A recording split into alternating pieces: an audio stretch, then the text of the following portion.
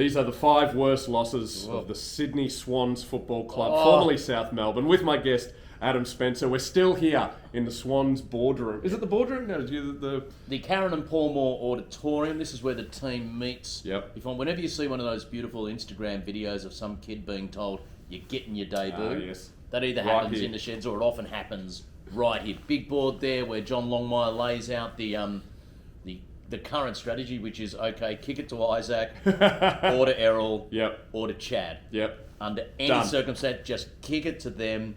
They've got it sorted. Premiership, please. That very complicated strategy, we're not using the P word, that very complicated strategy is described here, week in, week out, and I hope it doesn't change. So these games, the losses, probably were analysed here on this screen. Well, so we're in the New Swans HQ, which has been up and running for basically a couple of seasons.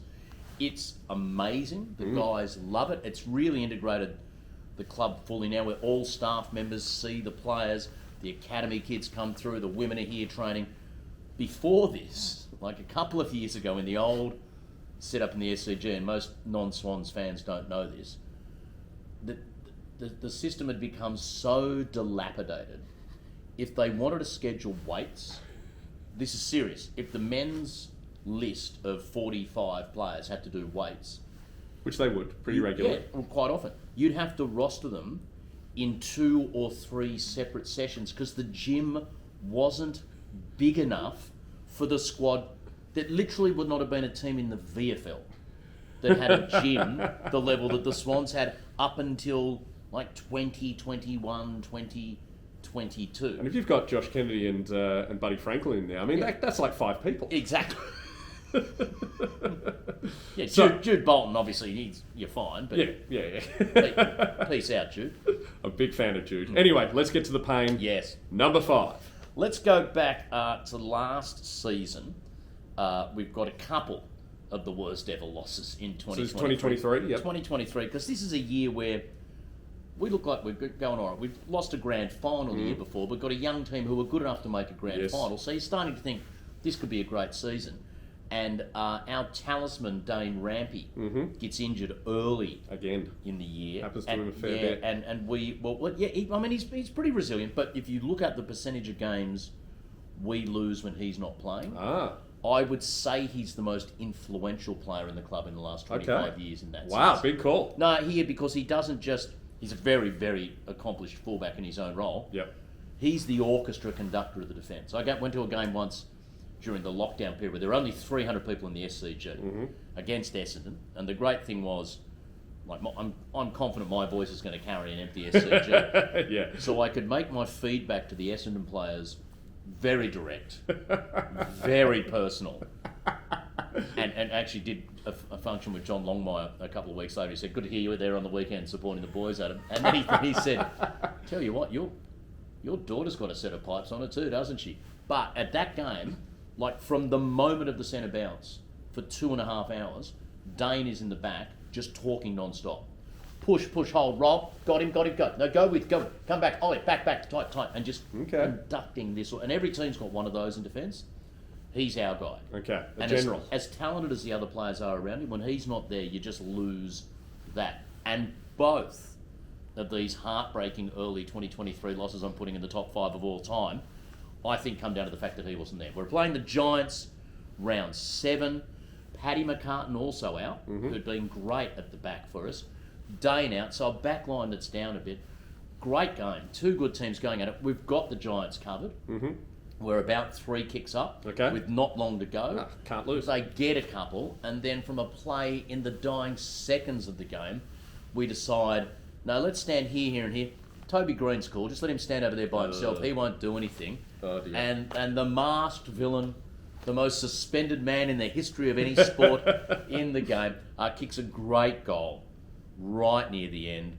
Swans fans are heartbroken. We have to endure their song. Oh, it's the best song. Come on. And then that special moment in a Giants game at the SCG where after the game, the Giants go forward, all 23 of them, and one-on-one shake hands with the individual fan they'd been assigned, of the 23 Giants fans who were there that day. And explain the rules to them, explain that they won. And offer them a lift home. But the great thing is, once the Giants player gets beyond about Coogee, they've got to say to the Giants fan, I'm sorry, we're Kellyville, where's that? It's a beautiful moment, and they got to do that at our expense in 2023. Number 4. We're still in 2023. I've still got survivor's guilt from that season. So the Giants pip us by a point in round 7. Yeah. Let's go back a few weeks. We're playing the mighty Port Power. Okay. Here at the SCG. Again, a team where we're slightly underdone, missing a few key players. It's a back and forth struggle. We've got it. They edge back in front. And then after the siren, young Ollie Florent gets that once-in-a-lifetime moment that people dream of as kids. Yet just to imagine getting the chance to kick a goal after the siren. Imagine if it's right on the limit of your kicking range, as it was for Ollie, and you've run a lot, so you're going to have to really flush this. Yep. And you go back, and you've got every excuse to be a bit nervous, every excuse to be a bit tight.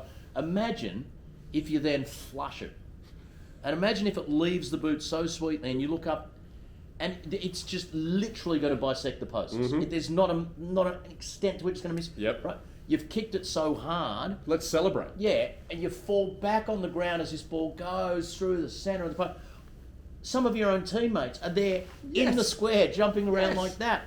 And then you look up, and you're surprised that Port Adelaide are so excited that you kicked such a good goal. Because all their players are jumping around. What good sports they are. Isn't that sweet? Just for them to acknowledge your moment of perfect. Then you see former Sydney Swan, Alir, celebrating a bit more than a guy who surely was standing on the goal line being muscled out of it by a couple of tall guys. Yeah. Oh no, he's run through unimpeded and punched it clear centimetres off the line to rob Ollie Florent and the Swans of what would have been... This would be on my... Your best wins. This would have been the other podcast. We would have talked about it last week. We would have, but no. But, and just that look of bewilderment on Ollie's face of, what the fuck? What? That really hurt. And if we'd known, it would have been small consolation to know, well, don't worry, because in 3 weeks against the Giants here, something else is going to hurt pretty much as much. So you're just accustoming yourself. Preemptive trauma. As a football fan, pain is always coming. Oh, as a Bulldogs fan, oh yeah. Oh yeah. As a Swans fan, probably not so much. Not this year. Number 3. Well, let's keep the after the siren vibe going. I mean, there's nothing hurts more, does it, than losing after the siren? Yeah, or missing after the siren. Where you had hope, it's taken away. Yeah, sure. Anyway. Let's go to 2016, a year that, up until the last game of that season, was a great year for the Swans. Hawthorn at that stage. Where Hawthorn was on. Yeah. Very irritating. Team to beat. They've won 3 in a row. They're looking for 4. People are talking about one of the great clubs of the modern era, possibly one of the great teams ever assembled. And we've got a pretty serious rivalry. Oh yeah. With them. Grand finals, we beat them in 2012 to win it. Great grand final. Lost in 2014 to them. That was their revenge moment. We've taken Buddy from then. So it's just on all levels. And we finished the season 1 and 2. We may well have been 1 and 2 at this stage. Yeah, I think you were. You can't have higher stakes on it. And we're up by enough. Not much, by enough. There's the siren. Cool. Well, I mean, Cyril Rioli has marked it. Oh yeah, but he's miles out. He's on the 50. I think even Brian Taylor said in the commentary, this is beyond him. He's on the 50 and he's out pretty wide. Cyril, very good player. Great player. Probably better known for his speed and skills, and the ability to kick one over his shoulder when you could not have thought it possible because there are a lot of guys. Not really the guy you'd go, we need someone to flush this from 53, give it to Cyril Rioli. Cyril says, look, I will choose this moment in my entire career to show that I can occasionally do that too. We lose to Hawthorn after the siren, top of the table clash, to what was probably our greatest, those rivalries that come in years and waves. By 2016, Swans Hawthorn it's a great game. It's our peak rivalry. And that one sucked.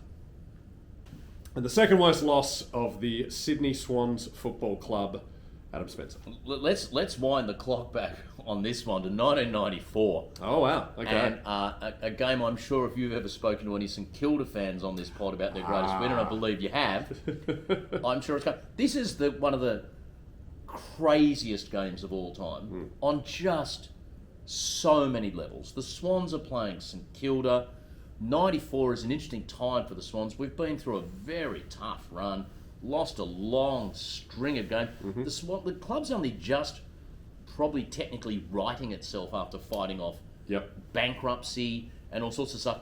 A couple of years later, we play in a grand final. It's an amazing comeback. So there are the seeds of something that could Ron happen. Barassi is coaching at that the time. sort of thing, right? And we're here at the SCG, and we're playing St Kilda, and the boys just clicked that day. We just move it, it's flying. We're up by 41 points, not midway through the second quarter, not at the halftime break. I believe with something like 9 minutes to play. Oh no! It's something stunning, right? And then the Saints put a few goals on, and Plugger just starts kicking them from anywhere. Plugger being a St Kilda player at this point. This is Tony Lockett from St Kilda, who's a man on a mission that day. Yep. Some of that mission was executed with incredible goal-kicking prowess, 11 goals in all on the day. Some of that mission was executed, one of those goals barreling directly into Kenny, the famous Swans cheerleader who's love Kenny behind the goal. But I don't know if Plugger loved Kenny at that very moment, as he just tubed the guy from metres away and just put him back.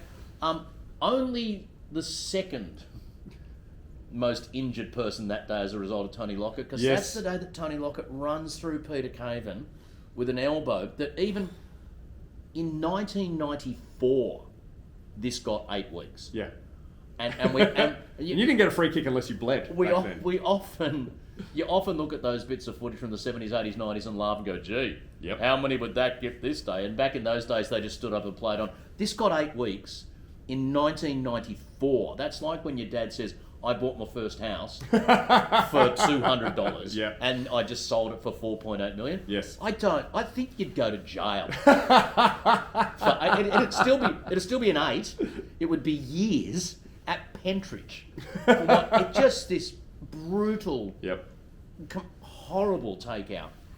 Ironically, of the same Plugger who next year is playing for the Swans. Yeah, it would have been an awkward conversation in the locker room as Plugger walks in. G'day, Cavo. Sorry I smashed your face in. Well, the great moment, I don't know if you recall this, but on Andrew Denton's, and was it Enough Rope or the money on the... Live and Sweaty? Live and Sweaty. They had a moment where they got Peter Caven in and they gave him a chance to work through his trauma. Okay. Have you seen this? I have not seen this. They pull a sheet off a chair and there's an effigy of Tony Lockett. And Andrew Denton says to Peter Caven, you've got a choice here, Peter, if you'd like to just work through your emotions. I've got a hockey stick, I've got a cricket bat, I've got a baseball bat, or for the lighter touch, here's a feather duster. And Peter Caven thinks about it for 0.3 seconds and says, I'll have the baseball bat, thank you. His first swipe takes Plugger Lockett's head clean off and just flies back. And everyone sort of goes, okay, that's been fun.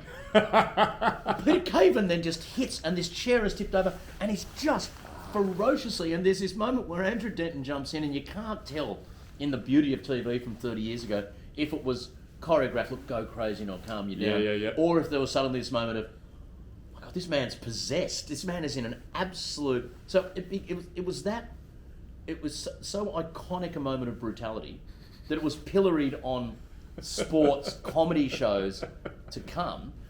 Peter Caven, who regularly likes to tell people he used to look like Brad Pitt before that day. So that was a tough loss on a lot of levels. And the worst loss that the Swans have endured in home and away season. I know there's heartbreaking grand finals and preliminary finals, but we're not talking about those. Just home and away, Adam Spencer. And we have to point out this is Adam Spencer's worst Swans Absolutely. loss. Probably if it's not canon. No, if a lot of Swans fans listed their top 5, this wouldn't make it. Put it in the comments. Sometimes these things get a bit personal. It was 2016 was the season, and I had the honour of being the Swans' #1 ticket holder. Great. It was such an honour. What do you get? There's nothing that attaches to it beyond you've I think you feel this great sense of responsibility to represent the fans. Mm-hmm. And so I went to a lot of games. I went to all the home games. Went to a lot of the interstate games as well. It's the only game of football I've ever seen at the Adelaide Oval in 2016, and it's a titanic struggle. And there's a lot of stuff there. We've got Kurt Tippett, who used to play. Of course. But they're two really good teams at the top of their game. There's something building in this Swans season. We're going all right here. This is a preliminary final preview, I believe. Yes, exactly. It's a big year for the Swans and the Crows, and it's not far away from the Crows making a grand final themselves. And so these are two clubs who are going all right, and the Swans have, it's a neck and neck struggle. We get in front by a goal, back, up, down, and we get the Swans are in front, and I'm number one ticket holder, so I'm there. I'm cheering. Of course. The Adelaide fans, with the greatest of respect to them, they're pretty intense, and just the idea of turning up to a game and before even the other teams run out, just start booing, just to get yourself in the vibe. Yeah. Just get that. It's literally just this chorus of boos for the entire game, broken up by the occasional round of applause when they kick a goal. The rest of it is just booing. Swans kick a goal, boo. Swans get a free kick, boo. Adelaide get a free kick, but it's not 50. Boo. Oz kicker misses a goal in front. Boo. Right? It's just horrendous. And so I'm given as good as I get there. And near the end there, Eddie Betts, we're sitting, not surprisingly, we don't have the best seats in the Adelaide, don't expect it. We're sitting high up in a grandstand behind one set of goals. So at the other end of the ground, not far out from the goal. So we're talking, it must be 150 metres away, minimum, probably longer. Eddie Betts kicks a crucial goal with two hands in Nick Smith's back that you could see from where we were sitting. Yes. There's nothing harder than umpiring this game. It's a remarkably challenging game, and if you watch the footies these days, the rules have changed a bit on hands. Even today, this goes right, and I just am I holistic? Yeah, and every time I watch that back, I recall the fact that I saw it, and I've got 1.5 eyes on a good day, and I'd had a couple, and I've screamed myself off, and if I had a whistle, I would have had to blow it. It was that obvious, and they win by the tiniest amount. They kick one more goal after that. We're broken. They walk away with it, and I'm still just walking through the streets of Adelaide, replaying on loop in my head this cacophony of boos, and I think I even heard the hands in the back. 2016 Crows. And that's Adam Spencer's list. Do you agree? Do you disagree? Are there worse losses? Let us know in the comments. Like, subscribe. Send it to any Swans fans that you just want to make them suffer. You got anything to plug? Any books or just follow Adam on social media? You can follow my blog called Keeping a Lid on It. The Swans in 2024. Go Swans!